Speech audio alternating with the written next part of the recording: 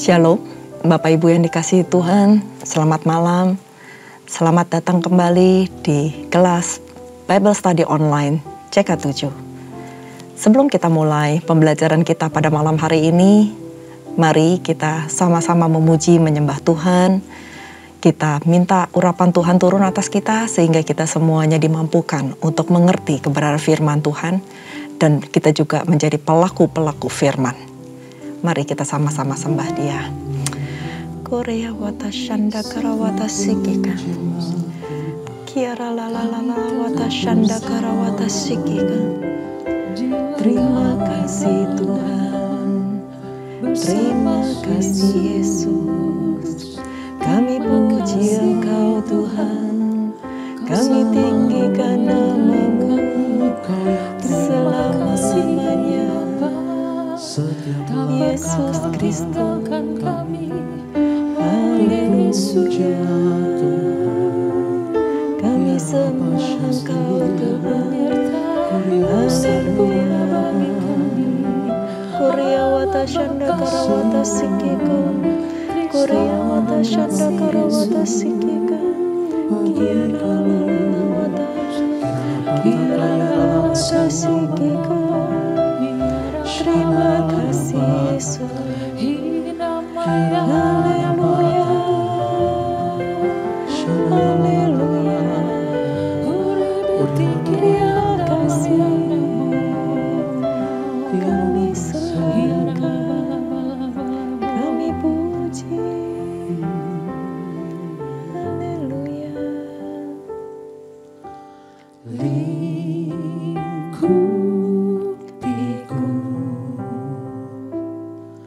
Dengan sayap-Mu, naungiku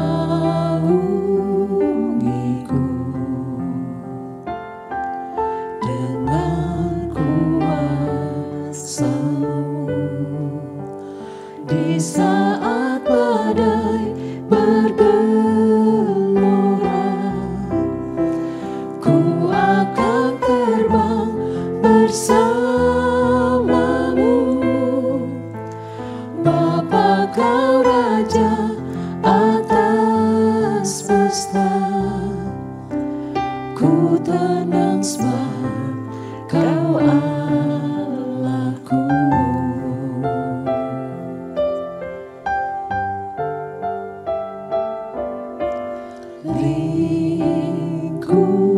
Lingkupiku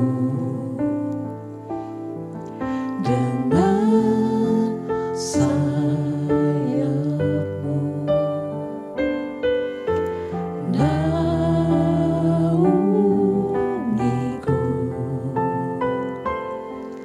dengan kuasa-Mu.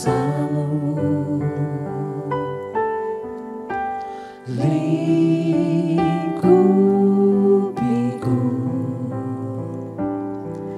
dengan sayap-Mu,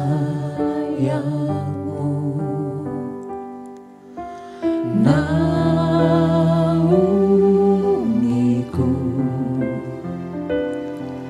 dengan kuasa-Mu di saat badai bergelora. Ku akan terbang bersama-Mu,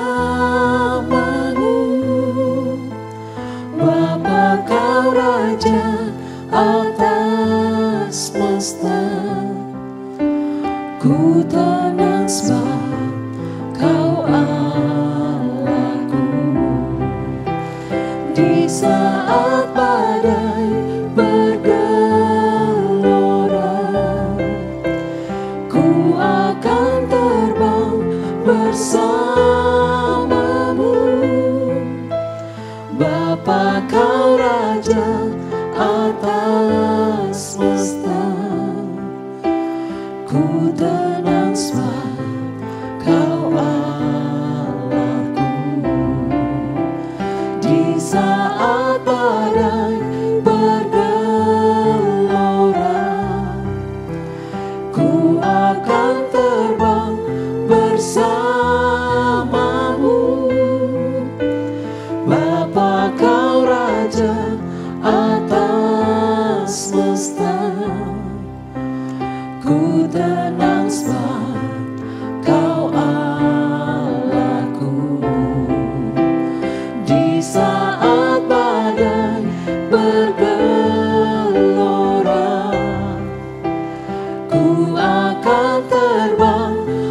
bersamamu.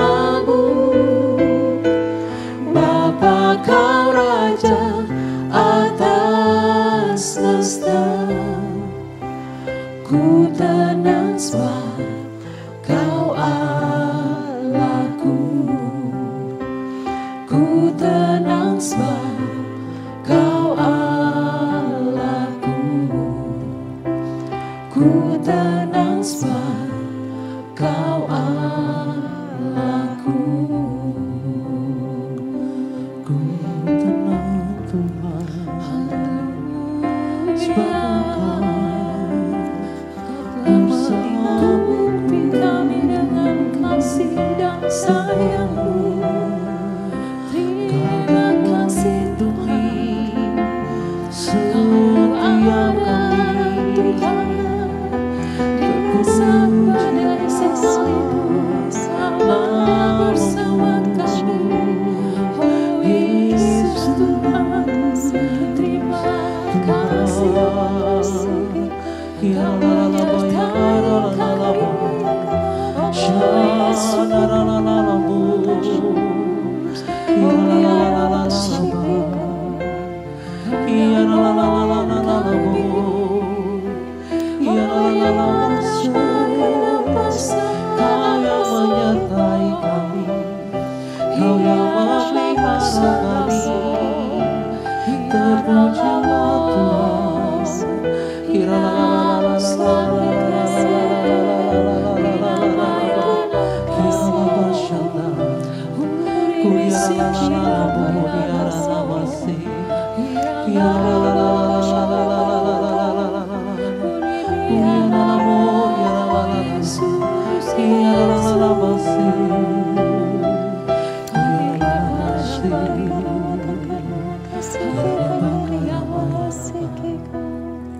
Kiralah katakanmu, penolongku hanyalah dirimu, penghiburku hanya Engkau Bapa-Ku, selalu menyertai hidupku. Kau Bapa-Ku yang setia, penolongku hanyalah dirimu, penghiburku hanya Engkau Bapa-Ku, selalu menyertai hidupku. Kau Bapa-Ku yang setia, penolongku hanyalah dirimu, penghiburku hanya Engkau Bapa-Ku, selalu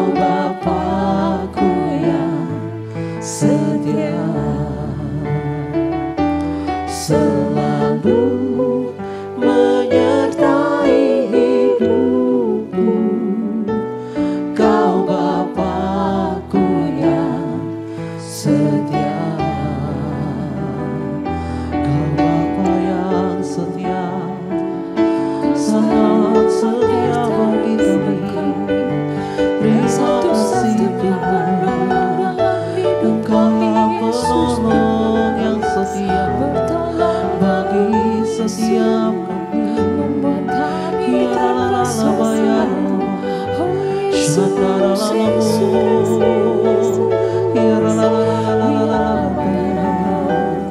Engkau Allah selama-lamanya.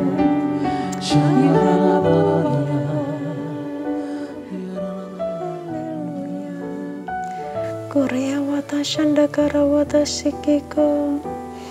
Terima kasih Tuhan, terima kasih. Terima kasih Tuhan. Karena kami memiliki Engkau Allah penolong kami yang tidak pernah meninggalkan kami. Terima kasih Tuhan untuk penyertaan-Mu. Terima kasih Tuhan untuk perlindungan-Mu atas setiap kami. Engkau Allah yang setia. Engkau Allah yang kekal. Engkau Allah yang ajaib. Engkau Allah yang sungguh berkuasa. Terima kasih Bapa. Terima kasih Tuhan untuk pujian penyembahan yang dapat kami naikkan Tuhan. Terima kasih Tuhan. Ini setiap kami Tuhan. Ini kami lakukan, ini kami nyanyikan dari hati kami yang terdalam. Ini pujian penyembahan yang kami bisa berikan kepada Engkau. Karena Engkau begitu baik terhadap hidup kami. Terima kasih Tuhan. Biarlah semua pujian penyembahan ini menyenangkan hati-Mu. Bapa, jikalau sebentar lagi kami akan belajar tentang kebenaran firman-Mu, berbicaralah kepada setiap kami, karena kami siap mendengarkan. Bukakan pewahyuan-pewahyuan yang baru dalam kehidupan kami, supaya kami mengerti apa yang menjadi isi hati-Mu, supaya kami menjadi pelaku-pelaku firman, dan apa yang kami lakukan Tuhan bukan semata-mata atas keinginan kami, tetapi atas apa yang Kau kehendaki dalam kehidupan kami. Terima kasih Bapa, urapi setiap kami, urapi setiap jemaat-Mu, dimanapun mereka berada. Mereka yang begitu taat dan setia mendengarkan firman-Mu. Engkau berikan Tuhan pewahyuan-pewahyuan yang baru. Urapi hamba Tuhan dengan segala keterbatasan hamba, supaya setiap firman yang keluar dari mulut bibir hamba, semuanya berasal daripada-Mu. Terima kasih Bapa, kami siap mendengarkan firman-Mu, kami siap belajar hanya di dalam nama Tuhan Yesus. Mari kita yang siap belajar sama-sama katakan, amin. Nah, sekali lagi saya ucapkan shalom buat Bapak Ibu yang baru saja bergabung dengan kami. Hari ini kita akan sama-sama belajar dari 2 raja-raja yang ketiga. Kalau kemarin kita sudah belajar bagaimana Elia terangkat ke sorga, ada 2 nabi yang dalam keadaan hidup, mereka tidak mengalami kematian jasmani, mereka terangkat ke sorga, itu adalah Henokh dan Nabi Elia. Dan bagaimana Elisa mendapatkan double anointing dari Allah setelah terangkatnya Elia ke sorga. Nah, hari ini kita akan belajar mengenai Yoram yang berperang melawan Moab. Dari 2 raja-raja yang ketiga. Saya akan bacakan dari ayat yang pertama sampai ayat yang ke-15. Nanti setelah itu kita akan bahas sama-sama mengenai firman Tuhan dalam pasal ini. Di ayat pertama dikatakan, Yoram anak Ahab menjadi raja di Samaria atas Israel dalam tahun ke-18 zaman Yosafat. Raja Yehuda, dan ia memerintah 12 tahun lamanya. Ia melakukan apa yang jahat di mata Tuhan, tetapi bukan seperti ayahnya dan seperti ibunya. Ia menjauhkan tugu berhala Baal yang didirikan ayahnya. Namun demikian, ia masih berpaut kepada dosa Yerobeam bin Nebat yang mengakibatkan orang Israel berdosa pula. Ia tidak menjauhinya. Mesa, Raja Moab, adalah seorang peternak domba. Sebagai upeti, ia membayar kepada Raja Israel 100.000 anak domba dan bulu dari 100.000 domba jantan. Tetapi segera sesudah Ahab mati, memberontaklah Raja Moab terhadap Raja Israel. Keluarlah Raja Yoram kepada waktu itu dari Samaria.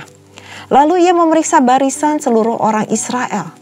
Selanjutnya, ia menyuruh orang kepada Yosafat, Raja Yehuda dengan pesan, Raja Moab telah memberontak terhadap aku. Maukah engkau bersama-sama aku berperang melawan Moab? Jawabnya, aku akan maju. Kita sama-sama, aku dan engkau, rakyatku dan rakyatmu, kudaku dan kudamu. Lagi ia bertanya, melalui jalan manakah kita akan maju?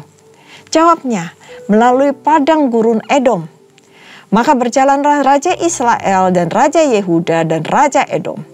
Tetapi sesudah mereka berkeliling 7 hari perjalanan jauhnya, maka tidak terdapat air untuk tentara dan untuk hewan yang mengikuti mereka. Lalu berkatalah Raja Israel, "Wahai, Tuhan telah memanggil ketiga raja ini untuk menyerahkan mereka ke dalam tangan Moab."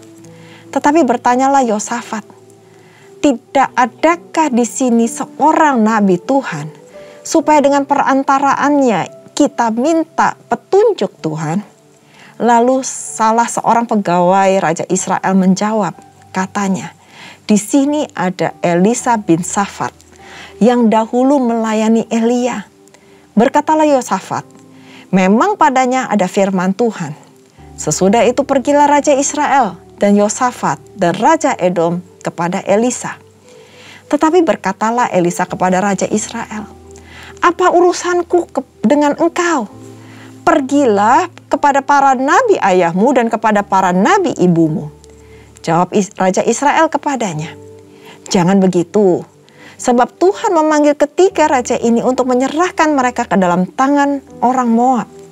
Berkatalah Elisa, "Demi Tuhan semesta alam yang hidup, yang di hadapannya aku menjadi pelayan, jika tidak karena Yosafat, Raja Yehuda, maka sesungguhnya aku tidak akan memandang dan melihat kepadamu.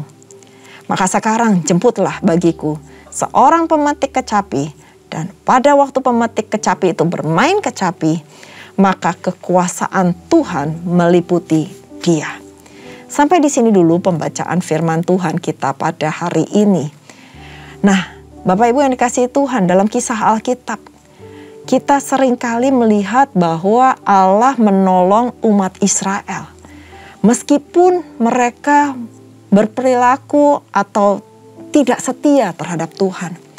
Tapi karena Tuhan mengasihi umat pilihannya, maka Tuhan tetap menolong bangsa Israel.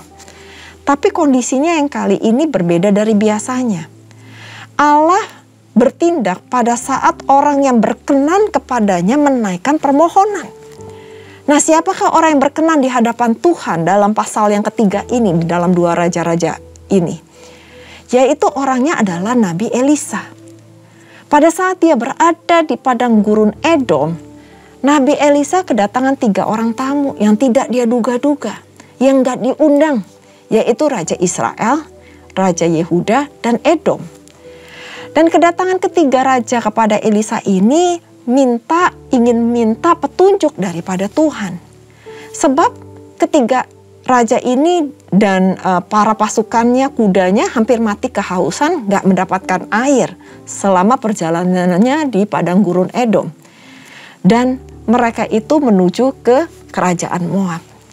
Nah, melihat kedatangan mereka, perkataan yang pertama keluar dari mulut Elisa adalah ejekan, sindiran kepada Raja Israel, Yoram. "Kenapa kamu datang kepadaku? Bukannya biasanya kepada Allahnya ayahmu atau Allahnya ibumu?" Itu suatu sindiran yang sebenarnya yang kena banget gitu loh untuk Raja Yoram ini.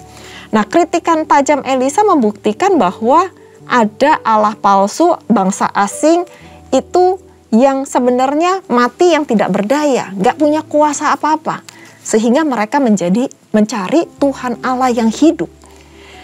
Bukannya mereka itu merasa malu hati karena diejek, disindir oleh Elisa, tapi sebaliknya Raja Yoram itu dengan licik memakai nama Tuhan sebagai penyebab utama kematian mereka bertiga kalau sampai di tangan bangsa Moab. Nah, meskipun Elisa tahu kelicikan Yoram, dia gak tega karena melihat kerajaan Israel dan Yehuda hancur. Dan lewat doa yang diiringi oleh pemetik kecapi, Elisa bernubuat atas nama Tuhan bahwa pertama yang dinubuatkan armada perang Israel, Yehuda, dan Edom akan selamat. Dan yang kedua, kerajaan dan bangsa Moab akan hancur lebur di tangan bangsa Israel. Dalam nubuatan itu, Elisa menegaskan bahwa Allah Israel itu adalah Allah yang hidup. Dan tangannya yang berkuasa itu yang kuat mampu menghancurkan bangsa seperti Moab. Peperangan apapun atau keadaan yang terdesak apapun yang sedang kita alami sekarang, bagaimana respon kita? Apakah kita seperti Raja Yoram? Setelah terdesak, setelah kepepet, setelah udah gak tahu mesti kemana lagi, dia baru cari bantuan dan cari Tuhan. Atau kita seringkali mengandalkan kekuatan sendiri. Selama belum kepentok, kita berusaha dengan cara kita, bukan dengan caranya Tuhan. Nah, pesan yang ingin Tuhan sampaikan melalui kita semua, termasuk saya, mari kita mengandalkan Tuhan. Jangan sampai kepentok, jangan sampai terdesak, baru kita cari Tuhan. Tuhan pasti menolong umatnya pada saat kita datang kepadanya dan minta belas kasihannya. Tapi Tuhan juga tidak mau. Pada saat kita kepepet, baru kita datang. Pada saat kita udah nggak ada jalan keluar, baru kita datang. Tapi Tuhan inginkan dari kehidupan kita adalah apa respon kita pertama ketika kita mengalami atau diizinkan mengalami sebuah musibah atau masalah.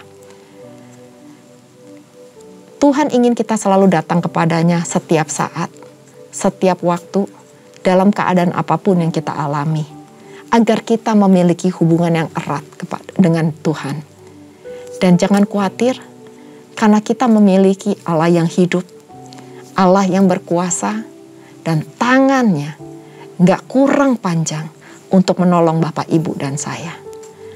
Dia sanggup melakukan segala perkara, karena Tuhan kita Allah yang berdaulat. Dan dia sanggup meremukkan, menghancurkan, mengalahkan setiap musuh-musuh yang ada dalam kehidupan kita. Dan Tuhan menyelamatkan orang yang berkenan kepadanya. Mari kita hidup kita semakin berkenan di hadapan Tuhan. Cari Tuhan selama dia masih bisa ditemui. Andalkan Tuhan dalam setiap aspek kehidupan kita. Karena dia adalah Allah yang berkuasa. Mari kita berdoa.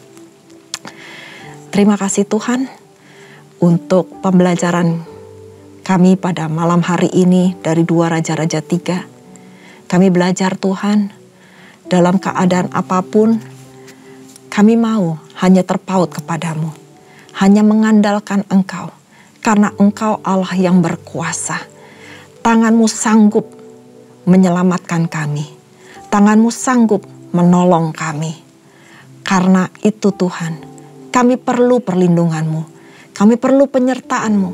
Jangan pernah tinggalkan kami Tuhan. Biar mata-Mu selalu tertuju kepada kami. Dan mata kami sehingga mata kami juga tertuju kepadamu Tuhan. Jangan biarkan kami sendiri. Dan Tuhan ampuni kami Tuhan. Jikalau selama ini kami selalu mengandalkan kekuatan kami sendiri.